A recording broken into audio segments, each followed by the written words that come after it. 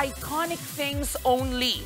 Ang pinakasikat na bahay sa bansa na Pinoy Big Brother magbabalik na at mapapanood pa sa TV5. May bonus pang bagong host. Nasa frontline ng balitang yan, si MJ Marfori. 19 years nang minahal at mas mamahalin pa dahil magbubukas na nga muli ang bahay ni Kuya. As a PBB housemate for today, dahil may bagong edisyon, bagong pasabog, may mga bagong host din.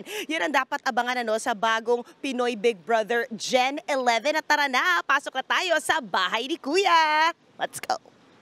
First time ever na pinapasok na nga tayong mga kapatid sa Big Brother house. At ang nag-warm welcome pa, ang OG host na si Bianca Gonzalez, na tiniyak na at home ang mga kapatid. Thank you. Welcome, MJ. Bumalik kayo sa bahay ni Kuya. Kasama syempre ang mga co-host na sina Momshi Melay Cantiveros at Enchong D. Ang big announcement ni Momshi Melay. Congrats sa atin kasi sa TV5. Oo nga, congrats! Ayun! Makakasama pa rin syempre sina Robbie Domingo, Kim Chu at ang pinakabagong kasalo, ang Gen Z bestie na si Alexa Ilacad. I believe it's a set of fresh new eyes. May ipapamalas ko din sa mga tao online yung perspective ng Gen Z, yung values, opinion. Ito ang first time in 6 years na nagpa-audition ng ABS-CBN face-to-face para sa bahay ni Kuya. At out of almost 36,000 auditionees, nalagas ito sa 67 finalists.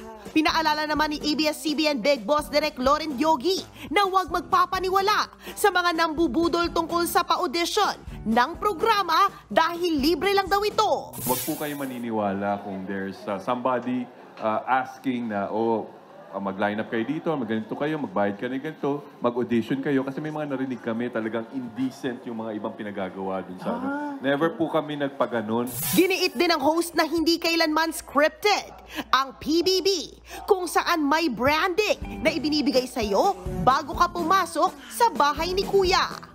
That is not true. Has never been true. Any season, talagang dumadaan sa audition. Ugali mo talaga yun. Ako hindi kasi ako sinabihan ako natin na beautiful girl daw. Sabi ko, hindi ko kagad din eh. Kung ano yung ugali mo talaga, kung ano yung ugali mo, makikita mo rin eh. Parang, ganito pala ako pag may mga problema.